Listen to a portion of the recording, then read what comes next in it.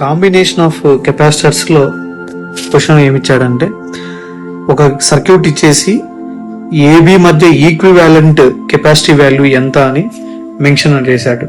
ఓకేనా? So point ఏ point B, ఇది నువ్వు ఏమనుకుంటావంటే పాయింట్ ఏని హయ్యర్ పొటెన్షియల్ కి, పాయింట్ బిని లోయర్ పొటెన్షియల్ కి కనెక్ట్ చేసావని అనుకో. అంటే ఏ అనేది హయ్యర్, బి అనేది లోయర్ పొటెన్షియల్. ఓకేనా? వీళ్ళు ఏ కాంబినేషన్స్ లో ఉన్నారని ఎలా ఫైండ్ అవుట్ చేస్తావంటే, వీడు పొటెన్షియల్ ఏ, ఓకేనా, ఇదంతా పొటెన్షియల్ ఏ ఉంటుంది. ఈ కెపాసిటర్ క్రాస్ అయిన తర్వాత పొటెన్షియల్ వాల్యూ మారిపోతుంది. అంటే ఇదంతా ఒకటే పొటెన్షియల్ ఉంటుంది అనమాట. ఈ పాయింట్ అంతా సేమ్ పొటెన్షియల్స్ ఉన్న కెపాసిటర్స్ అన్ని కూడా ఏ కాంబినేషన్ కి వస్తాయంటే ప్యారలల్ కిందకి వస్తాయి. ప్యారలల్ కాంబినేషన్ లోనే పొటెన్షియల్ సేమ్ గా ఉంటాయి అనమాట కెపాసిటర్స్ దగ్గర. రైట్? సో ఇది పొటెన్షియల్ ఏ, అండ్ ఈ కెపాసిటర్ క్రాస్ అయిన తర్వాత ఇక్కడ పొటెన్షియల్ కొంచెం డ్రాప్ అయిపోయి వేరే పొటెన్షియల్ ఉంటుంది, సి అని అనుకోండి. ఇక్కడ సి పొటెన్షియల్ ఉంటుంది అన్నమాట. రైట్?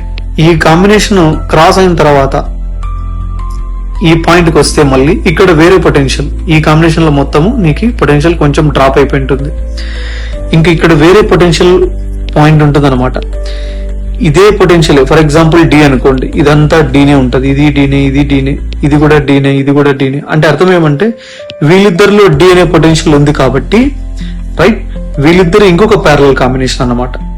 అంటే వీళ్ళు ముగ్గురు ఒక ప్యారలల్ కాంబినేషన్, వీళ్ళ ముగ్గురు ఇంకొక ప్యారలల్ కాంబినేషన్ అన్నమాట. సో ఇచ్చిన సర్క్యూట్ ని నువ్వు ఎలాగా డ్రా చేయొచ్చు, ఆ కాంబినేషన్స్ అన్ని క్లియర్ గా అర్థమయ్యేలాగంటే ఇలాగా డ్రా చేసుకోవచ్చు. ఓకేనా? రైట్? వీళ్ళు ముగ్గురు ప్యారలల్ ఇక్కడికి వచ్చారు, వీళ్ళిద్దరు కూడా ప్యారలల్ ఇక్కడికి వచ్చారు. కానీ ఈ జంక్షన్ దగ్గర, ఈ నోడ్ దగ్గర ఇవి రెండు ఏమవుతాయంటే సిరీస్ కిందకి వస్తాయన్నమాట. రైట్? మళ్ళీ ఈ కాంబినేషన్స్ అంతా సింగిల్ కెపాసిటర్, ఈ కాంబినేషన్ కూడా సింగిల్ కెపాసిటర్ లాగా అనుకుంటే దీన్ని ఇలా డ్రా చేసుకోవచ్చు టోటల్ గా. రైట్? కానీ total capacity value find out చేయాలంటే ఫస్ట్ ఈ కాంబినేషన్ చూడండి, ప్యారలల్ కాబట్టి ఏం చేయాలా, యాడ్ చేయాలా.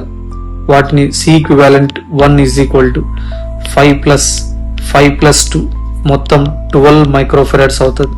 సో ఇది 12 మైక్రోఫెరడ్స్. సిమిలర్లీ ఈ కాంబినేషన్ చూస్తే అది కూడా ప్యారలలే, సి ఈక్వివాలెంట్ 2 అని రాస్తున్నాను. ప్యారలల్ కాబట్టి యాడ్ చేసి 2 + 4 6 మైక్రోఫెరడ్స్ ఉన్నట్టు. సో వీడు 6 మైక్రోఫెరడ్స్. వీళ్ళు ముగ్గురు మరి ఎలా ఉన్నారు అంటే సిరీస్ లో ఉన్నారు.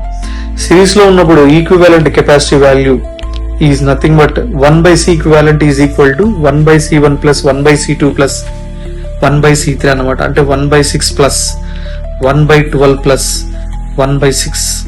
సో 1/6 1/3 అవుతుంది ప్లస్ 1/12. టోటలీ 1/C ఈక్వివాలెంట్ ఏమవుతుంది అంటే 36 డినామినేటర్ లో 15 న్యూమరేటర్.